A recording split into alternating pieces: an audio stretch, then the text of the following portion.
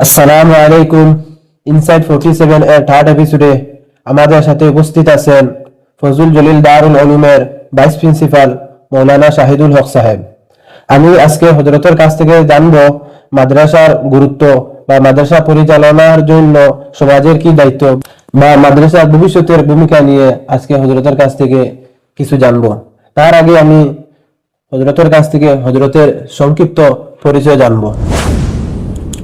আসসালামু আলাইকুম রহমতুল্লাহ। বিসমিল্লাহির রহমানির রহিম।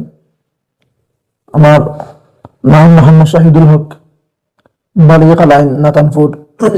বর্তমানে আমি ফজলুল জলিল দারুল উলুম তোরাগি বাজার মাদ্রাসায় শিক্ষকতার কাজে নিয়োজিত আছি। আমার বাবার নাম মোহাম্মদ মতাসিম আলী। আমার বর্তমান আমি জগদীশপুর তৃতীয় খণ্ড আহমদনগরে থাকি। ওখান থেকে মাদ্রাসার শিক্ষকতার কাজ করতে পারি। আপনি যেহেতু মাদ্রাসা শিক্ষকতা করেন বা মাদ্রাসা পড়াশোনা করেছেন, আপনার মাদ্রাসা শিক্ষা গ্রহণের পিছনে কি অনুপ্রেরণা ছিল? আমার এই প্রশ্ন হওয়ার মূল কারণ হইল গিয়া যে আমাদের সমাজের প্রায় 98% ছাত্র জেনারেল শিক্ষা গ্রহণ করে, মাত্র 2% ছাত্ররা মাদ্রাসা শিক্ষা গ্রহণ করে। পুরো একটা স্রোতের উল্টা ডিসিশন নিতে হয়। তার জন্য আমি প্রশ্নটা আপনার করলাম। প্রথমত হইল গিয়া মাদ্রাসাত পড়াশোনা এখান বা যে কোনো ডিপার্টমেন্টে পড়াশোনা এটা দাঁড়িয়ে একটা ইচ্ছার জিনিস। আমি আমার ছোটবেলা থেকেও আমার উস্তাদ শিক্ষক মক্তব্য শিক্ষক মৌলানা বদরুদ্দিন সাহেব তার কথা কাজে খুব আমি অনুপ্রাণিত হইতাম। তার নির্দেশে প্রথমে মাদ্রাসাত আমি ভর্তি হই। দ্বিতীয়ত যে সময় আমি মাদ্রাসাত ভর্তি হই ওই সময় যে সময় মৌলানা আল্লামা তৈয়বুর রহমান সাহেব রহমতুল্লাহ আলাইহি প্রথম দেখা হয়েছে। আমার দেখার লগে লগে আমার দিল খুব বেশি অনুপ্রেরণা হইতো যে আমি ওলা একজন ব্যক্তি বনতাম বা থানারে সবসময় থানারে এত সৌরে ফিকির করতাম ওলা একজন মানুষ বনা যায়। আর তানোর দ্বারা অনুপ্রাণিত হইয়া অবশ্য পর্যন্ত মাদ্রাসা পড়াশোনা করেছি। আমার মাদ্রাসার লাইফে পড়াশোনার মূল অনুপ্রেরণা হইল গিয়া হযরত আমির শরীয়ত গাউটি হুজুর রহমতুল্লাহ আলাইহি। আপনার জীবনে মাদ্রাসা শিক্ষা গ্রহণের কোনো অভিজ্ঞতা আসেনি বা ঘটনা আছে যা আপনাকে অনুপ্রাণিত করে? ঘটনা বলতে অনেক ঘটনাও আছে যে মাদ্রাসার লাইফে যেটা ঘটছে আর বিশেষ করিয়া মাদ্রাসাত যে সময় আমি দেওরাল সিনিয়র মাদ্রাসায় পড়িতাম। তো দেওরাল সিনিয়র মাদ্রাসায় যে সময় পড়াশোনা করতাম এই সময় প্রায় 60 ইয়ারও পড়াশোনা করি। আর তো দেওয়া আসা করা হয়তো এই সেরাজি ফেরিঘাট দিয়া। তো এই ফেরিঘাটে একদিন সব অনেক মানুষ আসলো এই নৌকার মাঝে, স্কুলের ছাত্র আসলাম, কলেজের ছাত্র আসলাম, আমিও আসলাম। দেখা গেল এখন বৃদ্ধ মহিলা প্রায় বয়স 90-এর দ্বারা খাসিব। এই বৃদ্ধ মহিলা আর গাঙ্গর ফানির সময় মানে একবার মুহূর্ত আসলো।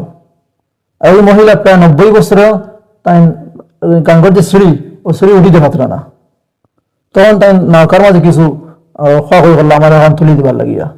অনেক ছাত্র অনেক মানুষ কেউ তার প্রতি মানে বুককে ফললো না, তোমার চাইল না, সব উঠে গেছে। আমিও চাইয়া যে মহিলার কথাকে শুনে কিনা না দেখলাম না, কেউ শুনলো না।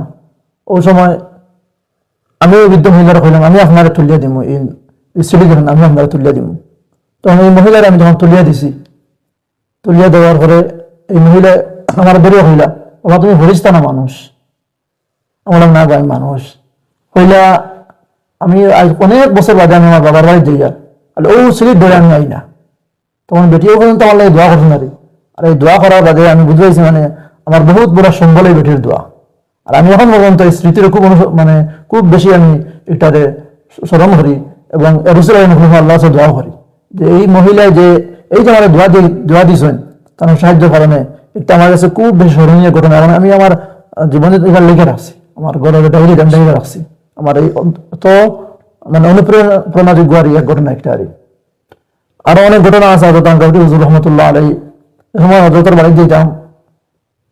তো আমরা এই সময় তো হযরতের প্রতি খুব বেশি মহব্বত আসলো। হযরতের প্রতি প্রায় প্রতি সপ্তাহে হযরতের বাড়ি যাওয়া করতে পারি।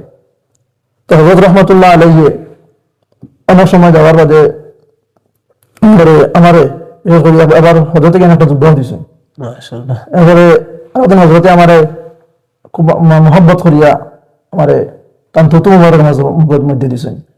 তো এটা মানে ফরজ বানাতে বড় অনুসরণীয় মানে বা স্মরণীয় ঘটনা আর আমার কাছে লাগছে আর আমি এটা লিখে রাখছি আমার জীবনের মাঝে। আর তার ছিল মাদ্রাসাত পড়াশোনা সম্ভব হয়েছে। এই বরাখনা দিয়ে আওয়া যাওয়ার পথে বিভিন্ন সময় আমরা মুরব্বী মহিলারা দেখি, তখন কোনো সময় বড় ব্যাগ থাকে সাহায্য করার বাদে নর্মালি অটোমেটিক দিল থেকে একটা দোয়া দেন। বা একদিন আমি অন্য বিধর্মী একজন পুরুষ মানুষ ছিলেন, তো তার শরীরে এরকম খাফাখাফি করে, যখন আমি তাহলে দূরে দূরে লঞ্চ তুললাম, তখন তাই দোয়া বা দিছিল না, কিন্তু একটা এক ধর্ম আরেক ধর্মের সাথে কোনো ভেদাভেদ নাই। ওখানে বহুত সময় আমার লগে আলোচনা করছেন, মানে একটা আন্তরিকতা তার লগে আমার হয়েছে। ওখান থেকে বুঝাইলাম তাই খুব সুন্দর খোলামেলা কতগুলো আমার লগে গপসপ করলাম। যাই হোক, আমি পরবর্তী এই ব্যাপারে আসলে ধরিল গিয়া যে আমরা সমাজ বা আমরা স্কুলের কলেজে পড়াশোনা করি, আমরা আসলে একটা মানবিক দায়িত্ব এবং এটার থেকে শিক্ষা নেওয়া দরকার। আমি মনে করি যে আমরা আমরা এখন পড়াশোনা ছাত্র ফেলাইয়া এটা ছাত্ররা খাওয়া দরকার যে রাস্তাঘাটে মানুষের সাহায্য করা বা মানুষের হিন্দু হোক চাই মুসলমান হোক, যে খালি মানবতার খাতিরে তারা সাহায্য করা, এটা অনেক বড় মানবতার একটা দাওয়াত হয়ে যায় গিয়া। বা মানুষের ভিতরে এবং মানুষের মহব্বত জন্মে যায় যখন মানুষের এক অন্যের সাহায্য করে, এটা থাকতো, এটা থাকা খুব জরুরি। অনেক সময় দেখা যায় আমরা এটার মধ্যে বুরুক্ষেপ করি না বা এটার দিকে চাই না, অনেক ছাত্র তারা যায় গিয়া আটাফেরা করিয়া এটার দিকে খেয়াল রাখে না। এটা দিকে খেয়াল রাখা অত্যন্ত জরুরি আমি মনে করি। এশিয়া মহাদেশের মধ্যে বা বরাকবেলির প্রেক্ষাপটে কওমি মাদ্রাসার বর্তমান অবস্থা আপনি কিভাবে দেখেন? এখন কওমি মাদ্রাসা, এই মাদ্রাসাগুলো আমরা দিনের মূল স্তম্ভ, আমরা এইগুলো বাঁচিলেও আমরা দিন বাঁচিব। আর যুগের চাহিদা মতো এটা আমাদের মাদ্রাসার যেভাবে শিক্ষা হওয়া দরকার, এটা অত্যন্ত প্রতি দৃষ্টিপাত রাখা অত্যন্ত জরুরি। বর্তমানে যে মাদ্রাসার যে অবস্থা, বরাকবেলি বা আমরা ভারতবর্ষ বা এশিয়া মহাদেশের যে মাদ্রাসা আছে এগুলো আছে, প্রায় দেখা যায় মাদ্রাসা যে মূল যে দ্বারার কমির সে দ্বারার থেকে হরিয়া কিছু আধুনিকতার দিকে গিয়া আগুইদার গিয়া। আধুনিকতা এটা জরুরি থাকতো, কিন্তু মূল দ্বারা আমরা তো হতো না।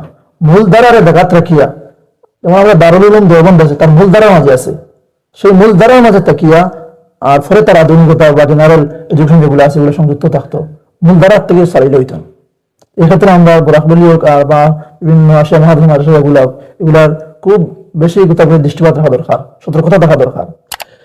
বর্তমানে যে সিস্টেম আমাদের বরাকবেলিতে চলে, এই সিস্টেম আপনি কি মনে করেন পরিবর্তন করা দরকার বা জেলা চলে সুন্দর মতো চলে? পরিবর্তন করা, আমি আমার ছোট জ্ঞান থেকে হইতাম চাই যে আমরা বরাকবেলির মাঝে দেখা গেছে যে মাদ্রাসা এডুকেশনের মাঝে আধুনিকতা যেগু বা লৌকিকতা যেগু ওগুলো বেশি বাড়ে গেছে, অনেক মাদ্রাসা সব নাই। তো এগুর থেকে হয়ে যাওয়া দরকার। আমাদের বরাকবেলির অঞ্চলে কওমি মাদ্রাসা গুরুত্ব কতটুকু, যেহেতু বর্তমানে সরকারি মাদ্রাসা একদম বিলুপ্ত হয়ে গেছে? মাদ্রাসার গুরুত্ব যখন ইতিহাস দেখলে দেখা যায় যে এলাকার থেকে মাদ্রাসা নাই হয়ে গেছে গিয়া এই এলাকার মধ্যে দিন হয়েছে না, যেমন সমরকন্দ, বখারা, এটার প্রতি আমরা যদি দেখি যদি, তো এটার থেকে মাদ্রাসা বা দিনী শিক্ষার যে সময় সরকারের দ্বারা বন্ধ করা হয়ে গেছে গিয়া, তখন এটার থেকে আস্তে আস্তে দিন উঠে গেছে গিয়া, বড় বড় আলিমহল উঠে গেছেন গিয়া। এর কারণে মাদ্রাসা এত ইম্পর্টেন্স এক এলাকার লাগিয়া, যদি মাদ্রাসাগুলো না থাকে তা আমরা পরবর্তী প্রজন্ম যেটা এটা মুসলমানের উত্তর থাকা প্রায় অসম্ভব হয়ে যাবে গিয়া। একটা সমাজ দিনী মাদ্রাসা থেকে কি কি দিক থেকে উপকৃত হতে পারে? ধর্মীয় দিক থেকে হোক বা নৈতিক দিক থেকে হোক বা সামাজিক দিক থেকে হোক। একটা সমাজ মাদ্রাসা থেকে উপকৃত, এ কথা যদি আমি আপনারা কই, যদি সভ্য সমাজ আমরা যদি গড়ে তুলতাম চাই, তাহলে মাদ্রাসার ইম্পর্টেন্স অনেক বেশি। কারণ মাদ্রাসা থেকে কোনোদিনও ইঞ্জিনিয়ার ডাক্তার বানানোর লাগে মানুষের সন্তান যায় না। মাদ্রাসার যে মানুষে তার মূল হইল গিয়া ইসলামের শিক্ষা শিক্ষিত হওয়া এবং সভ্য সমাজ উপহার দেওয়া। এখন সভ্য সমাজ যদি দেখে না, যদি সেই সমাজে যদি ডাক্তার, ইঞ্জিনিয়ার বা বিভিন্ন শিক্ষিত মানুষ যদি তখন যদি, তাহলে এই মানুষ সবগুলা শান্তিতে বসবাস করতে পারতো না। মানুষ ওই সময় একটা সমাজের মধ্যে বসবাস করতে পারবে শান্তিতে, যে সময় মানুষ একটা সভ্য সমাজ হইব, একটা ভালো সমাজ হইব। আর মাদ্রাসা কিতা করে গোটা সমাজ রে, চাই মুসলমান হোক চাই হিন্দু হোক, প্রত্যেক ধর্মাবলম্বী দেখে একটা সভ্য সমাজ গড়ে তোলার করার চেষ্টা করে। যে আমরা ইতিহাস দেখি তাহলে দেখুন যে বেশ দূরে যাওয়া লাগতো না, মৌলানা আব্দুল জলিল চৌধুরী বদরপুরি তাই যে আইয়া যে আমরা একটা সমাজ দিয়ে গেছেন, ঐক্য একটা সমাজ দিয়ে গেছেন, সম্প্রীতি একটা সমাজ দিয়ে গেছেন। মৌলানা তৈবুর রহমান তার লাইফের দিকে দেখি তার মতো এখন আলিমে আমরা একটা সম্প্রীতির একটা সমাজ দিয়ে গেছেন। তার দ্বারা অনেক সমাজের ফায়দা হয়েছে, যে অনৈক্য দূর হয়েছে, সাম্প্রদায়িকতা দূর হয়েছে। মানে মাদ্রাসার সমাজে অনেক কিছু দিতে পারবো, তার মধ্যে গুরুত্বপূর্ণ একটা হইল একটা সভ্য এবং ঐক্য একটা সমাজ দিতে পারবো। খাস করে শুধু জেনারেল শিক্ষিত হওয়ার পরে আমরা যদি দেখি রিসেন্টলি এই ওয়েস্টার্ন কালচারের যে অবস্থা, এপস্টিন ফাইল একটা রিলিজ হয়েছে, তার মূল প্রভাব হয়েছে, তার যে রেজাল্ট বাড়ছে এর মূল কারণ হইল গিয়ে আমরা চরিত্রহীনতার কারণে। বর্তমানে দিনী মাদ্রাসাগুলো কি কি চ্যালেঞ্জ ফেস করছে আপনি মনে করেন? বর্তমানে মাদ্রাসা যেমন বিভিন্ন জায়গায় বিভিন্ন ধরনের চ্যালেঞ্জ ফেস করে। আমরা আসাম বিশেষ করিয়া যেগুলা ফেস করে, যে প্রথমে সরকারি মাদ্রাসা আসলো, যার দ্বারা অনেক সময় আমরা সাদা কালেকশন করা লাগছে না। কিন্তু বর্তমানে কমি মাদ্রাসাগুলো হয়েছে, এগুলো সাদা কালেকশন করতে লাগে, যাতে মানুষের আগে মিজাজটা আগে বনছে না। 2 নম্বর হইল গিয়া যে মাদ্রাসার প্রতি যে মানুষের যে আকর্ষণ থাকা দরকার। কারণ একটা মাদ্রাসা গড়িয়ে উঠতে সময় সমাজের অনেক অবদান লাগে, সেই মানুষের আকর্ষণটা আগে মাদ্রাসার প্রতি পুরাপুরি হয়েছে না। যদিও বিভিন্ন এক্সটার্নাল কেস আছে, আলাদা আলাদা মাদ্রাসা, কমি মাদ্রাসা আগে থেকে আসলো এবং সামনে মাদ্রাসা আগে থেকে আসলো, মানুষের একটা আস্থা আছে। নতুন যেটা মাদ্রাসা গড়িয়ে ওঠে এটার প্রতি মানুষের আরো আকর্ষণ দরকার আছে, এবং সমাজের মানুষের অনেক খেয়াল করা দরকার মাদ্রাসার প্রতি। কোনো মুসলিম সমাজে যদি মাদ্রাসা থাকে না বা মাদ্রাসা দুর্বল হয়ে পড়ে, ভবিষ্যতে এই সমাজ কি কি চ্যালেঞ্জের মোকাবিলা হতে পারে বা তার ভয়াবহ রেজাল্ট কি হতে পারে? একটা সমাজ যদি বা একটা এলাকা যদি মাদ্রাসা না থাকে, তো এই এলাকাত যোগ্য আলিম হল গড়িয়ে উঠতে নাই, বা মসজিদ হলের মধ্যে যোগ্য ইমাম হল পাওয়া যেত না। যখন একটা মসজিদের মধ্যে যোগ্য ইমাম পাওয়া যেত না, তখন এই সমাজে বা এই মহল্লাত যে বাচ্চাগুলো আছেন এগুলো পুরাপুরি দিনের শিক্ষা পাইতো না। আর এই সময় দিনের শিক্ষা পাইতো না, তখন মূর্তি দিবার চান্স বেশ, সেই দিন থেকে ইসলাম দিয়ে হরার চান্স বেশ। এর কারণে একটা এলাকাতে মাদ্রাসা থাকা খুব বেশি জরুরি। চায় মানুষে 3 ওয়াক্ত এক কাজে মাদ্রাসা গড়ে তুলতো এবং মসজিদের মধ্যে যোগ্য ইমাম আনতো, এবং এই ইমামের দ্বারা এই এলাকার বাচ্চাগুলা মর্তদা থেকে বাঁচিব, ইমানের উপরে থাকবো, ইমান বিচ্যুত হইতো না। একটা মাদ্রাসা সুন্দরভাবে টিকিয়ে রাখতে বা সুন্দরভাবে পরিচালনা করতে সমাজের কি কি ভূমিকা পালন করা অত্যন্ত জরুরি? একটা সমাজে যদি একটা মাদ্রাসা গড়ে তুলতো, প্রথম হইল সমাজের লাগিয়া যে এই সমাজে এই মাদ্রাসারে অর্থ দিয়ে সাহায্য করতো। আর অর্থ যদি হয় নাতে এই মাদ্রাসাগুলো সুন্দর গড়ে উঠতো না, তার পরিবেশ তার পরিকাঠামো সুন্দর হইতো না। 2 নম্বর হইল গিয়া সমাজে যদি তার সন্তানটা যদি এই মাদ্রাসা দেয় না যদি, তাহলে পরিকাঠামো উচ্চ হইতো না। এর কারণে সমাজের লাগি আমি মনে করি সবচেয়ে বেশি ইম্পর্টেন্স হইল গিয়া সমাজে অর্থ দিয়ে মাদ্রাসারে সাহায্য করতো, আর 2 নম্বর তার সন্তানদের সাহায্য করতো।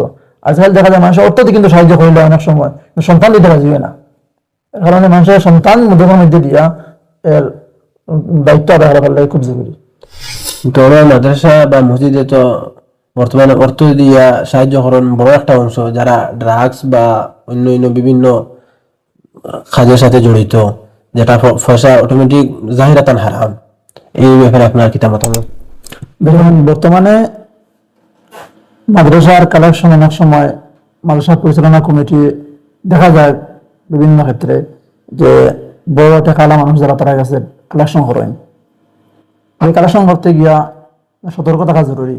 কারণ বর্তমানে ড্রাগস এমনভাবে সমাজে প্রসারতা লাভ করছে যে মানুষ খুব জলদি ড্রাগসের কারবার করে টাকা লাভ নিয়ে যায়, এবং অনেক ক্ষেত্রে জানিয়াও যায় গিয়ে মানুষ। তো এই ক্ষেত্রে গিয়ে 2টা লস খতরা। একটা লস হর গিয়া যে ড্রাগস বেচিয়া পয়সা জমা করছে, তার কাছ থেকে পয়সা আনি হালাল মনে করি আন্তরা আলিমুলা যদি কেউ যাইন তাহলে হে তারে হালাল তরিকা মনে করি নের, আর কেউ যদি হারাম রে হালাল মনে করে তাহলে তার ইমানের খতরা আছে। এর কারণে এগুতে গিয়া ওলামায়ে কেরাম হলে হোক এবং মাদ্রাসা পরিচালনা কমিটি হোক খুব সতর্ক থাকা জরুরি।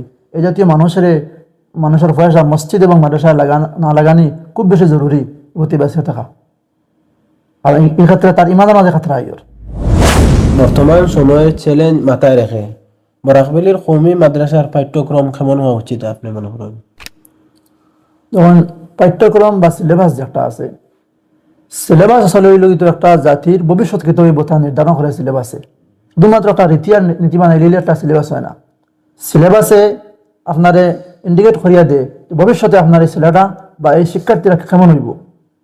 এর লগিয়া মাদ্রাসার যে সিলেবাস, এই সিলেবাসের আমরা মূল লক্ষ্য হইল গিয়া কোরআন হাদিস ফিকহ সঠিকভাবে অনুধাবন করা বোঝা।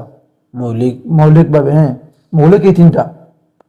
অনেক ক্ষেত্রে দেখা যায় সিলেবাসের ক্ষেত্রে গিয়ে দেখা যায় যে আমরা বরাকবেলির ক্ষেত্রে বিশেষভাবে যে সিলেবাসটা আঠাইয়া 3 বছর 4 বছর 5 বছর লইয়া আইতরা, যে জায়গাত একজন আলিম বানতে দেখা গেছে 10 বছর 12 বছর দরকার পড়ছে, সেই জায়গাত যে একটা 5 বছর 3 বছরে আলিম বানানির যে সিলেবাস বানানি হয়, এটা আমার কাছে কোথাও যুক্তিযোগ্যতা আমি এটা মানে দেখতাম পারছি না, অনুদান করতাম পারছি না।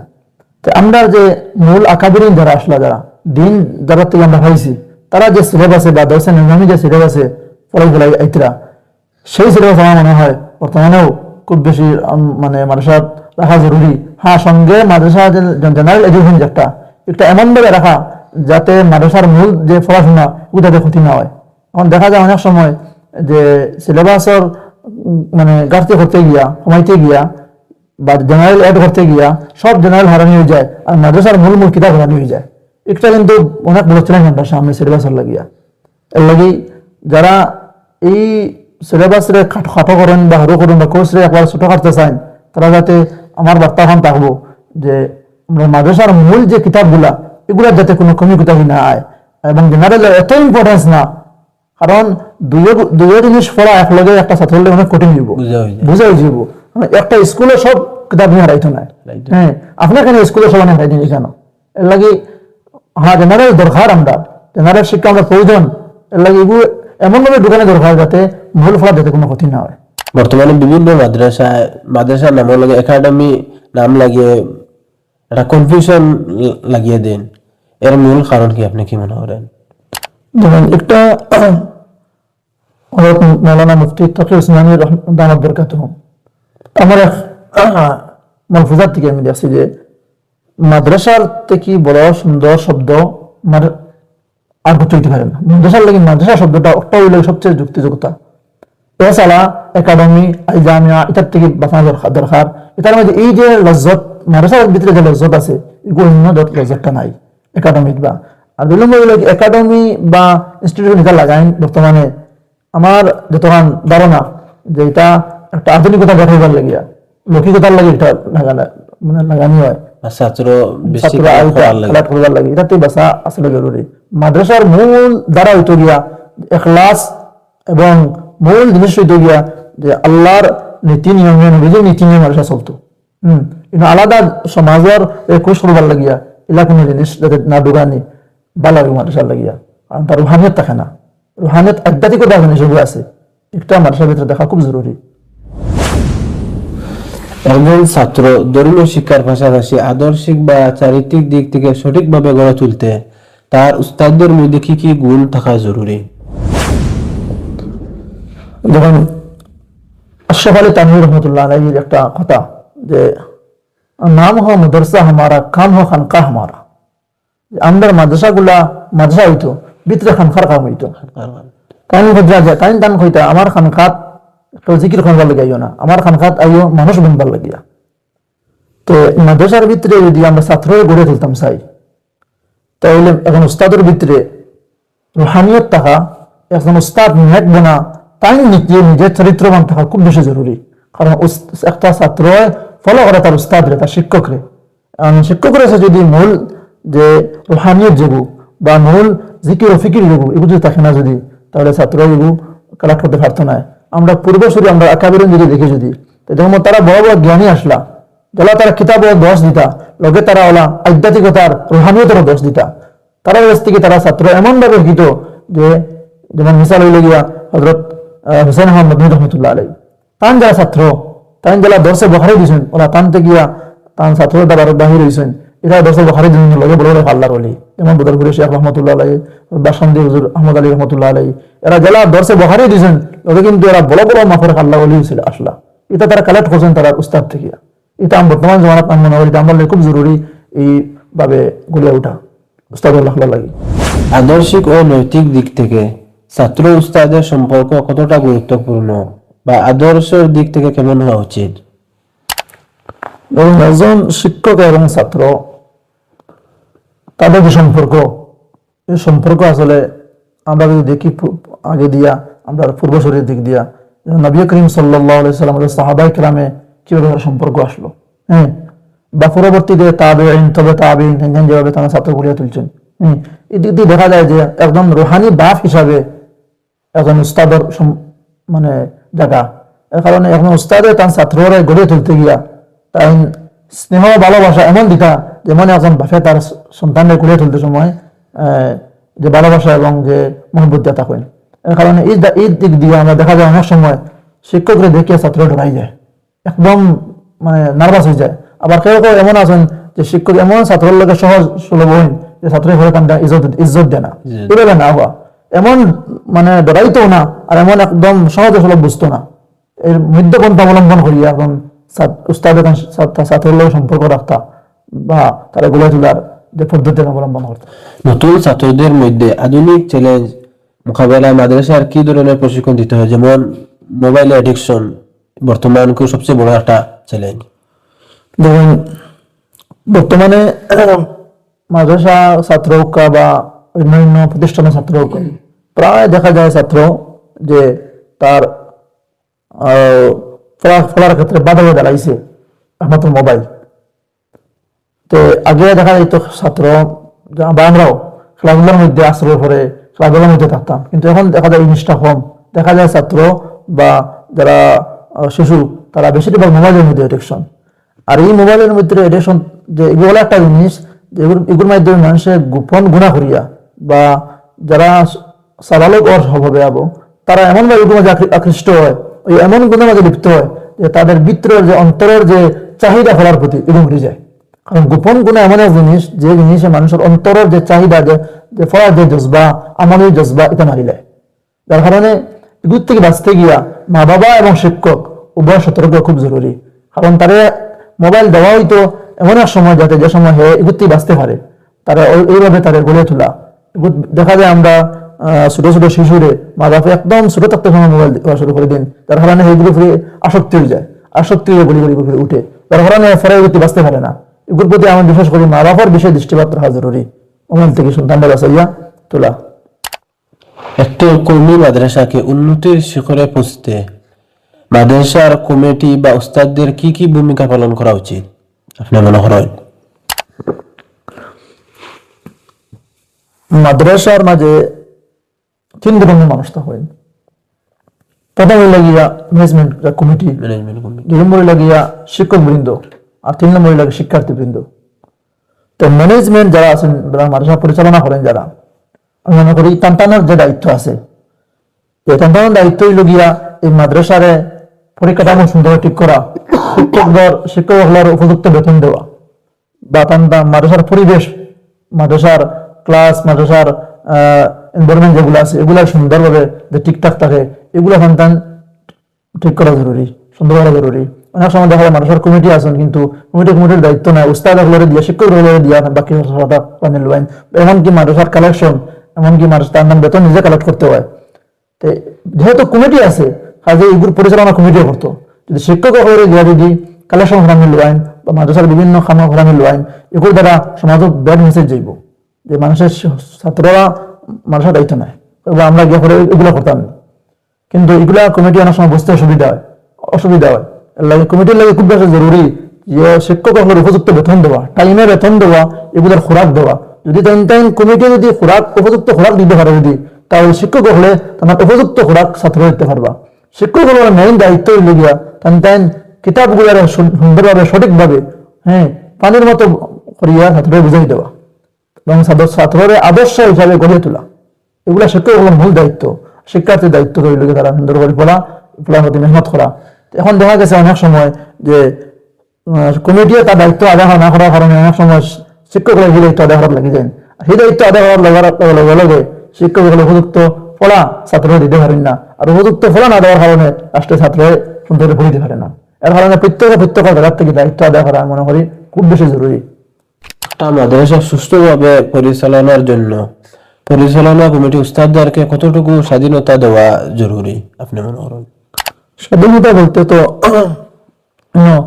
এখন শিক্ষকের যারা বেতন ছাত্ররা সুন্দর করে ফলাইতে পারেন, ফলার ক্ষেত্রে যাতে কোনো বাধা না হয়, এই ফলানোর ক্ষেত্রে কমিটি যাতে কোনো হস্তক্ষেপ না করেন, উপযুক্ত আলিম দিয়ে সময় সময় একটারে ইনস্ট্রাকশন করেন, কিন্তু যাতে শিক্ষক ফলাইতে গিয়া কোনো ধরনের বাধার সম্মুখীন না হন বা ফলার ক্ষেত্রে কোনো ধরনের বাধা না হয়, এই ক্ষেত্রে তাদের স্বাধীনতা দেওয়া মনে হয় খুব বেশি জরুরি। একটা মাদ্রাসার শিক্ষক বা পরিচালনা কমিটি মাদ্রাসা চালাইতে ওনাদের মূল উদ্দেশ্য কি হওয়া উচিত? মাদ্রাসা প্রতিষ্ঠা করা মেন উদ্দেশ্য হইল গিয়া আল্লাহর দিন দুনিয়ার জমিনও টেকে রাখা। আমরা যদি দেখি আমরা এখন বর্তমানে মুসলমান আছি, পূর্বে যদি আমরা মাদ্রাসা এটা না থাকতো তাহলে আজ আমরা সেদিন বলছিল না। মানে এখন প্রত্যেকের উদ্দেশ্য ওখান হইতো যে আল্লাহর যে দিন ইসলাম আমরা আল্লাহ দিয়েছেন, সেই দিন আমরা কেমন তোমাদের টেকে রাখতাম। প্রত্যেক যুগে, প্রত্যেক সময়ে, প্রত্যেক কালে প্রত্যেক মানুষের উপরে জরুরি হইল গিয়া, মুসলমানের উপরে জরুরি হইল গিয়া মাদ্রাসা টিকে রাখা। আমরা সহি নিয়ত ওখান হওয়া দরকার যে মাদ্রাসা দ্বারা দিনের সঠিক সুন্দর খেদমত হইত এবং যোগ্য আলিম করিয়া উঠিত। একজন মাদ্রাসা শিক্ষার্থী শিক্ষা সম্পূর্ণ করার পর মসজিদে কি কি গুরুত্বপূর্ণ ভূমিকা পালন করতে পারে এবং একজন সাধারণ মানুষ কিভাবে তাকে সাহায্য করতে পারে? একজন আলিম যে সময় মাদ্রাসা দিয়ে ফারুক হইন, মাদ্রাসা থেকে বাহির হইন এবং সমাজকে বিভিন্ন ক্ষমতা গিয়া নিযুক্ত হইন বা মসজিদের মধ্যে যাইন, এই মসজিদে যাওয়ার পরে এই এলাকার মানুষ এই আলিমের লগে সম্পর্ক রাখা মনে করি এক ইমানি দায়িত্ব। কারণ এখন একজন আল্লাহর কোরআনে কারীমে আয়াত আছে, ফাসআলু আহলা যিকরি, তুমি তাই ইন কুনতুম লা তাআলামুন, যদি তুমি তাই জানো না কিতা কর, ফাসআলু মানে সওয়াল করো, প্রশ্ন করো। হ্যাঁ, যারা শিক্ষা জ্ঞান যারা আছে তারা কিতা করো, এটার প্রশ্ন করো। তে আমরা যেহেতু সমাজের মানুষ বেশিরভাগ দিনের শিক্ষা শিক্ষিত নয়, এর কারণে আমরা জীবনে অনেক ক্ষেত্রে যেমন ব্যবসা আছে, একটা ব্যবসা শুরু করতাম, এই ব্যবসা শুরু করবার আগে আমি মসজিদের ইমাম সাহেবের ধার লইতাম।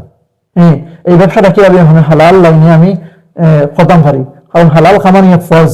যদি আপনি এগুলো গিয়া জানেন না ইমাম সাহেবের কাছ থেকে বা আলিমের কাছ থেকে, তাহলে আপনি এই ব্যবসার মধ্যে অনেক হারাম আপনি ঢুকাই দিবা, আর এই হারাম ঢুকানোর কারণে আপনার সমস্ত এলাকার বেকার হয়ে যাবো গিয়া। এর কারণে একটা সমাজের প্রত্যেকটা মানুষের ইমানই দায়িত্ব। আজকে আমরা মনে করি ইমাম সাহেব খাম হইল গিয়া শুধুমাত্র নামাজ পড়ানি, দাবি করানি, ওখান দায়িত্ব শেষ না। প্রত্যেক ঘরে ঘরে পুরুষ এবং নারী উভয়ের লাগিয়ে জরুরি হইল আলিমের লগে সম্পর্ক রাখা। আলিমের লগে সম্পর্ক রাখবা আর একে আগে প্রত্যেকটা কাম জিকার করে করে কোরআন এবং হাদিসের মাফিক করবা, তখন তার আখেরাত এবং দুনিয়া উভয়টা সুন্দর হইব। এবং দুনিয়া এবং আখেরা সুন্দর হইবার লাগিয়া এখন জেনারেল মানুষের লাগিয়া আম মানুষের লাগিয়া আলিমের লগে সম্পর্ক রাখা খুব বেশি জরুরি। বরাকমলী মানুষের উদ্দেশ্যে কওমি মাদ্রাসার প্রতি আপনার শেষ বার্তা কি? বরাকমলীর যেগুলো মাদ্রাসা আছে আলহামদুলিল্লাহ যথেষ্ট সুন্দর। আমরা বিশেষ করিয়া জামিয়া তৈবিয়া, ফজলুল জলিল দারুল উলুম আল জামিয়া আর বিভিন্ন মাদ্রাসাগুলো আছে, যেটা বড় বড় মাদ্রাসা হলো আলহামদুলিল্লাহ আছে। এই মাদ্রাসাগুলোর প্রতি আমরা বরাকমলীর মানুষে বিশেষ করে খুব খেয়াল দেওয়া বা আর্থিক দিক দিয়ে সাহায্য করা এগুলো খুব বেশি জরুরি। যদি এগুলা যদি নষ্ট হয়ে যায় গিয়া, যেভাবে সরকারে তার সরকারি মাদ্রাসা নষ্ট করছে, যদি এইগুলো মাদ্রাসা যদি নষ্ট হয়ে যায় গিয়া, তাহলে আমরা এই বরাকমলীর মাঝে যোগ্য আলিম করে ওটা প্রায় অসম্ভব হয়ে যাইব গিয়া। এই বড় বড় মাদ্রাসার প্রতি বা নিজের এলাকা যেটা মাদ্রাসা আছে এটা সুন্দর পড়াশোনার অনেক ক্ষেত্রে দেখা যায় সরু সরু মাদ্রাসা বানাইয়া ছাত্র নাই 5টা, উস্তাদ 4-5 জন ক্লাসরুম করিয়া খালি ফেকেট বরিত্রা, এটাও মাদ্রাসা আছে। এটার থেকে গিয়া ওটা বন্ধ করিয়া সমাজ এক এলাকা কমসে কম একটা মাদ্রাসা সুন্দর করিয়া তোলা দরকার এবং এগুলার সাহায্য করা দরকার এবং যোগ্য আলিম গুলো তোলা দরকার। আর যেটা ছোট ছোট কোনো ছাত্র উত্তর নাই, খালি শুধুমাত্র ব্যবসার লাগিয়া, এগুলা মনে করি সমাজের মানুষ এগুলা বন্ধ করা দরকার। এবার আমরা অনেক ক্ষতি হয়, অনেক সময় দেখা যায় ছাত্র দিয়ে কালেকশন করা নিয়ে হয়, এটা অত্যন্ত বাদ জিনিস। এবং সে উস্তাদ হলে কালেকশন করা মনে হয় বাদ জিনিস, যারা কমিটি কালেকশন করতে হবে। আমরা আজকের পডকাস্ট যারা দেখছেন তারা এই মাদ্রাসার কাজে যুক্ত কিভাবে হতে পারে এই ব্যাপারে আপনার একটা সংক্ষিপ্ত মশওয়ারা দিলেন। বিশেষ করিয়া মাদ্রাসার যে সাহায্যের ক্ষেত্রে বা মাদ্রাসার কামের ক্ষেত্রে শরীক হওয়া এটা বিভিন্ন নাম নিতে পারে। যদি যোগ্য আলিম হন তাহলে তো ফলানোর ক্ষেত্রে গিয়া শরীর হইতে পারেন, ফলানোর ক্ষেত্রে গিয়া সংযুক্ত হইতে পারেন। যে আম মানুষ যদি হইন তাহলে নিজের সন্তানগুলা যারা ভালো পড়াশোনাত আছে, এরা মেধা বালা, এরারে মাদ্রাসা দিবার লাগে আমি পরামর্শ দিব। আর 3 নম্বরে লগিয়া আর্থিক দিক দিয়ে সাহায্য করতে বিভিন্ন মাদ্রাসার বিভিন্ন স্ক্যানার করা আছে, বা নিজের গড় নিজের এলাকার একটা যেটা মাদ্রাসা আছে তার একটা ডাবা বানাইয়া রাখা দরকার, বা পয়সা দিবার লাগিয়া একটা সিস্টেম করা দরকার, যাতে আমার এই 2 টাকা হোক বা 3 টাকা হোক বা 10 টাকা হোক মাদ্রাসা যাইতো প্রত্যেক দিন করে একটা আজিরা থেকিয়া ওখানে চেষ্টা করতে আমি পরামর্শ দিব। তখন কম জিনিসের বেশ সাহায্য হইবে। আগামী প্রজন্মের জন্য কওমি মাদ্রাসার ভবিষ্যৎ নিয়ে আপনি কতটা আশাবাদী বা কেন? মাদ্রাসার থেকে যখন পূর্ববর্তী যে আসলো, সরকারি একটা মাদ্রাসা আসলো, এটা মাদ্রাসার থেকে যদিও অনেক সময় বাধার সম্মুখীন এর অনেক বড় বড় আলিম মানে বুঝছেন, কিন্তু বর্তমান যে আমরা দেখি আর যে মাদ্রাসার যে সিস্টেম বা পড়াশোনার যে লেভেল, আশা করি পূর্বের তুলনায় এখন আলহামদুলিল্লাহ আরো বালা আলিম হল আরো গড়ে উঠিবা, তখন দেখা যায় গড়ে উঠিতরা। আজকের পর্ব আমরা এখানেই সমাপ্ত করছি। আপনারা যারা যেখান থেকে দেখছেন আপনারা মতামত কমেন্টে জানাবেন এবং লাইক শেয়ার কমেন্ট করবেন।